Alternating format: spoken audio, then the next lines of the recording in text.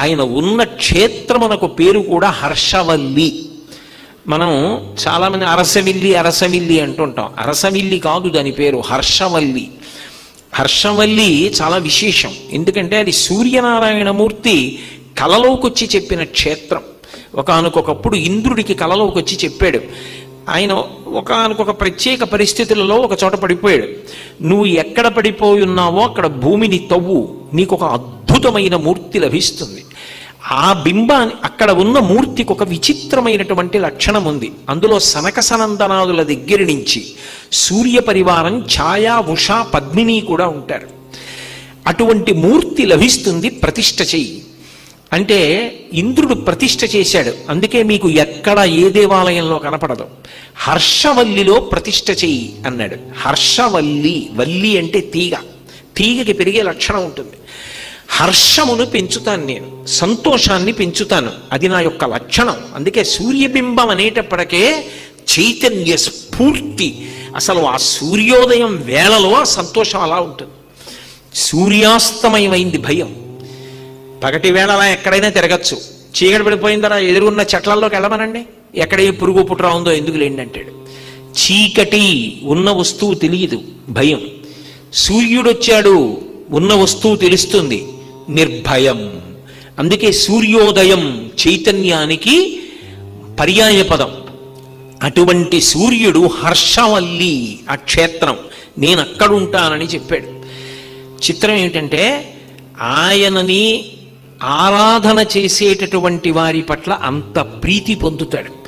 ఆ ఒక్క దేవాలయంలోనే ఇప్పటికీ ఐరావతం మీద కూర్చున్నటువంటి ఇంద్రుని యొక్క మూర్తి కూడా గోడ మీద ఉంటుంది. అందుకే హర్షవల్లి క్షేత్రానికి ఉన్న గొప్పతనం ఏమిటంటే పంచాయతన మూర్తుల్ని శంకర భగవత్పాదులు ఎలా పూజ చెయ్యాలని నిర్ణయం చేశారో అటువంటి పంచాయతన మూర్తుల్ని పూజ చేసేవారు. ఇప్పిలివారని ఒక కుటుంబం, అందులో నాకు ఆ పేర్లు సరిగ్గా జ్ఞాపకం ఉంటే సూరప్ప గారని చెప్పి ఒక ఆయన, వాళ్ళకి ఒక సోదరుడు ఉండేవారు.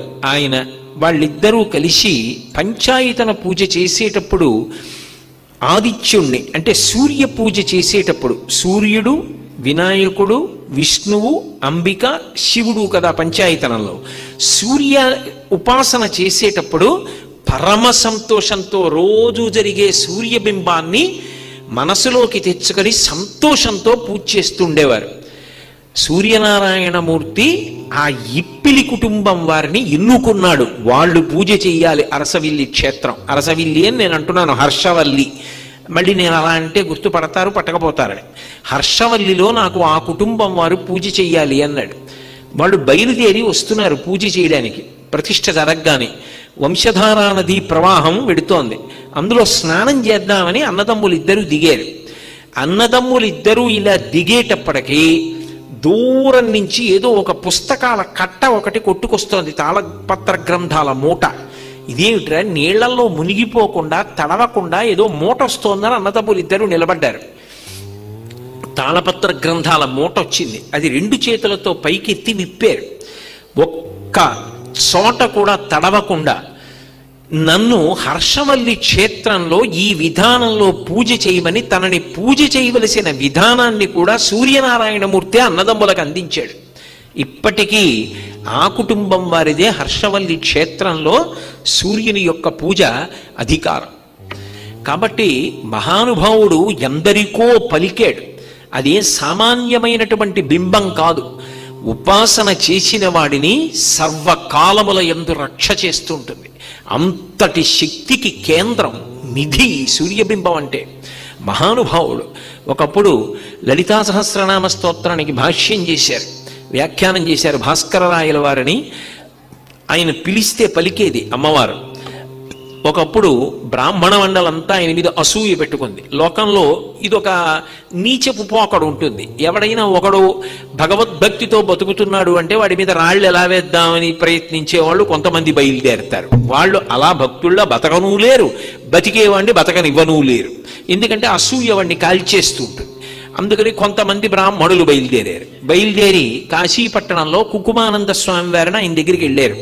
నేను లలితా సహస్రానికి భాష్యం చేశానంటున్నాడు భాస్కరరాయల వారు, నిజంగా ఆయనకి లలితా సహస్రంలో ఉన్న నామాలన్నింటికీ అర్థం తెలిసి వ్యాఖ్యానం రాసి ఉంటే మహాచతుషష్టి కోటి యోగిని గణసేవిత అని ఒక నామం ఉందిగా, 64 కోట్ల మంది యోగిని గణదేవతల చేత ఆమె సేవింపబడుతుందని.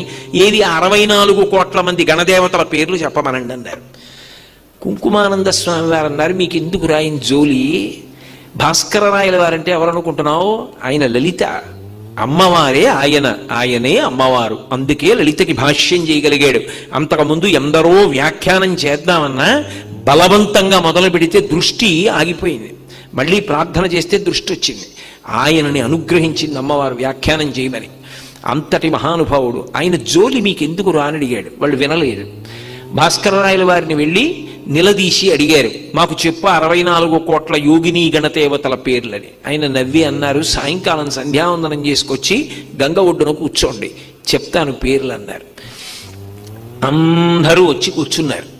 కూర్చున్న తర్వాత భాస్కర రాయల వారు ఏం మాట్లాడలేదు, లలితా పరాభట్టారిక స్వరూపాన్ని ధ్యానం చేశారు. ఆమెని పూజ చేసేటటువంటి 64 కోట్ల మంది గణదేవతలు కాశీపట్టణంలో ఆకాశంలో వచ్చి నిలబడి వాళ్ళ పేర్లు వాళ్ళు చెప్పుకుని పరిచయం చేసుకున్నారు. అప్పుడు కుంకుమానంద స్వామి దగ్గరికి పరిగెత్తారు బ్రాహ్మణ మండలంతా. అయ్య బాబోయ్, ఏమో అనుకున్నాం భాస్కర రాయల వారంటే అని. ఆయన కమండలంలో నీళ్లతో కళ్ళు తురిచి, ఇప్పుడు చూడండి ఎవరో భాస్కర రాయల వారు అన్నారు. భాస్కర రాయల వారిలో లలితాపరాభట్టారిక కనపడింది. అంతటి మహానుభావుడు. అటువంటి మహానుభావుడు ఒకప్పుడు మహారాష్ట్రలో బలాకి అని ఒక నగరం ఉండేది. దాన్ని చంద్రసేన జాధవుడు అనబడేటటువంటి ఒక మహారాజు పరిపాలిస్తూ ఉండేవాడు. ఆయనకి బిడ్డలు లేరు. ఈ భాస్కర రాయల వారు వెడితే ఆయన ఎంతో సంతోషంగా ఆయన కాళ్ళ మీద పడి, గురుదేవా నాకు సంతానం కలిగేటట్టుగా అనుగ్రహించమని ప్రార్థన చేశాడు. నీకు పుత్ర సంతానం కలుగుతుందోయ్ అని అనుగ్రహించి వెళ్ళిపోయారు భాస్కర రాయల వారు. ఆయన వెళ్ళిపోయిన కొంతకాలానికి ఆ రాజుగారి భార్య గర్భం ధరించింది. ఇలా ఉండగా ఆ వెళ్ళిపోతున్నప్పుడు భాస్కర రాయల వారికి నారాయణ దేవుడు అని ఒక అనుష్ఠాన తత్పరుడు పరిచయం అయి, మహానుభావ మీరు నాకు ఉపదేశం ఇవ్వండి అని అడిగాడు. భ్రమరాంబా మంత్రాన్ని ఉపదేశం చేశారు భాస్కర రాయల వారు. ఆయన భ్రమరాంబని విశేషంగా ఆరాధన చేశాడు. భ్రమరాంబ ఇప్పటికీ పలుకుతుంది అంటారు. శ్రీశైలం దేవస్థానంలో చాలా కాలం పబ్లిక్ రిలేషన్స్ ఆఫీసర్గా పనిచేసినటువంటి చక్రవర్తి గారని ఉన్నారు. గోపాలకృష్ణ గారు నేను వెళ్ళినప్పుడు వాళ్ళు ఆయన తరచుగా మాతో మాట్లాడుతూ ఉంటారు. ఆయన అమ్మవారి దేవాలయం వెనకాతల ఇంట్లో ఉండేవారు. రాత్రుళ్ళు అమ్మవారు గజ్జెలు కట్టుకుని తిరుగుతూ చప్పుళ్ళు వినపడేవి ఆయనకి. ఇప్పటికీ శంకర భగవత్పాదులు భ్రమరాంబాష్టకంలో నిర్ధారణ చేశారు. భ్రమరాంబ సంతోషిస్తే భక్తుడు ఎక్కడున్నాడో అక్కడికి వచ్చి గాజులు అడుగుతుంది. నాకు గాజులు ఇవ్వా అని వెంటపడుతుంది. బాలాస్వరూపంతో తిరుగుతుంది భ్రమరాంబ. ఆ భ్రమరాంబని ఉపాసన చేశాడు నారాయణ దేవుడు. భాస్కరాచార్యుల వారి దగ్గర, భాస్కర రాయల వారి దగ్గర ఉపదేశం పొంది ఆయన ఎందుకో బాలాకీ నగరానికి వచ్చాడు. ఈ చంద్రసేన జాధవుడు భార్య గర్భిణి గదు, భాస్కర రాయల వారు ఆశీర్వదించారు, ఆమెతో నమస్కారం చేయించాడు. నారాయణ దేవుడు చూసి సంతోషించాడు. అయ్యా, కడుపులో ఉన్న బిడ్డ మగపిల్లవాడా ఆడపిల్ల అన్నాడు. నారాయణ దేవుడు భ్రమరాంబని ఎప్పుడు మనసులో ధ్యానం చేస్తుంటారేమో ఆడపిల్ల అన్నాడు. ఆ రాజు అన్నాడు, అదేమిటది భాస్కర రాయల వారు మగపిల్లవాడు పుడతాడని ఆశీర్వదించారే అన్నాడు. వెంటనే నారాయణ దేవుడు అన్నాడు, ఆయన మా గురువు గారు, మా గురువు గారు మగపిల్లవాడు పుడతాడని చెప్పిన తరువాత మళ్ళీ నన్ను ఎందుకు అడిగావు, నేను ఆడపిల్లన్నాను. మా గురువు గారి మాట నా మాట వలన పోవడానికి వీల్లేదు. నా చేత మా గురువు గారి మాట కాదనేటట్టుగా ఆశీర్వచనం చేయించావు కాబట్టి నువ్వు అనుభవించవలసిందే. మగపిల్లవాడు కాదు, ఆడపిల్ల కాదు, నపుంసకుడు పుడతాడు నీకని వెళ్ళిపోయాడు. నపుంసకుడు పుట్టాడు. అయితే రామచంద్ర జాధవుడు అని పేరు పెట్టాడు. తర్వాత మళ్ళీ భాస్కర రాయల వారు వచ్చారు. ఒకప్పుడు వెళ్ళి కాళ్ళ మీద పడ్డాడు. ఇదే చూడగానే ఆయనకు అనుమానం వచ్చింది, ఏవి రాయి పిల్లవాడు ఇలా ఉన్నాడు, వీడు నపుంసకుడు అన్నారు.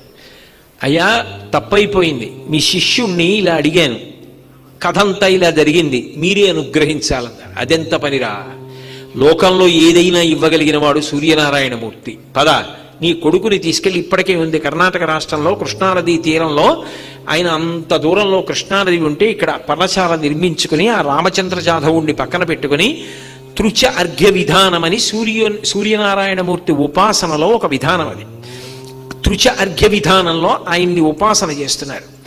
మంచి ఎండలో వెళ్ళి అర్ఘ్యం ఇచ్చి వస్తూ ఉండాలి. ఆ వెళ్ళి వస్తూ ఉండడంలో అరికాళ్ళు బొబ్బలెక్కాయి. భాస్కర్ రాయల వారు పడుకున్నారు, శిష్యులు కాళ్ళు ఒత్తుతున్నారు. ఒత్తుతుండగా ఒకరోజు శిష్యులు అడిగారు, గురువుగారు రోజు ఎండలో వెడుతున్నారే కృష్ణానది దగ్గరికి, పర్ణశాల కృష్ణానది ఒడ్డున కట్టుకుందాం గురువుగారు అన్నారు.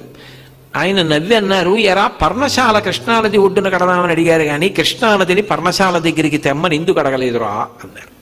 అంటే వాళ్ళు అన్నారు, మీరంత శక్తివంతులే, కృష్ణానదినే పర్ణశాల దగ్గరికి తీసుకురండి, మాకు కావలసింది మీరు శ్రమ పడకూడదు. ఆయన వెంటనే సూర్యా అని పిలిచారు. గబగబా సూర్యమండలంలోంచి సూర్యనారాయణమూర్తి వచ్చాడు. ఎవరికి? భాస్కర్ రాయల వారికి. వచ్చి నమస్కారం చేసి మీకేం కావాలని అడిగాడు. కృష్ణానదిని నా పర్ణశాల ముందు నుంచి ప్రవహింపచేయి అన్నారు. అంటే ఆయన అన్నాడు, మీకు తెలియని విషయం కాదు, సృష్టి ప్రారంభంలో హిరణ్యగర్భుడు నదులకు వెళ్ళవలసిన మార్గాన్ని నిర్దేశించాడు, దాని దారి మళ్లించకూడదు, అందుకని నేను మీ పర్ణశాల వైపు తేకూడదు, మన్నించండి అన్నాడు.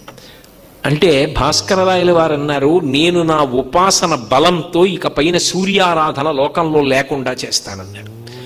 ఆయన అన్నాడు, అయ్యి బాబోయ్ అవన్నీ ఎందుకు, మీకు కావలసింది ఏమిటి, ఆ రామచంద్ర జాధవుడు పురుషుడవడం, నేను వాడు పురుషుడయ్యేట్టుగా అనుగ్రహిస్తానన్నాడు.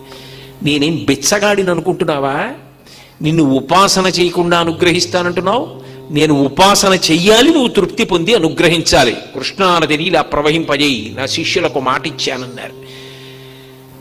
ఒక్కలా తీరుస్తా, మీరున్నంతకాలం పర్ణశాల ముందు నుంచి వెడుతుంది, మీరు శరీర త్యాగం చేసిన తర్వాత కృష్ణపాయ వెనక్కి వెళ్ళిపోతుంది. ఇప్పటికీ ఆ పర్ణశాల ముందు ఇసుక దిబ్బలు రాళ్ళు ఉంటాయిట. భాస్కరరాయల వారి కోసం కృష్ణానది అటువైపుగా వెళ్ళింది.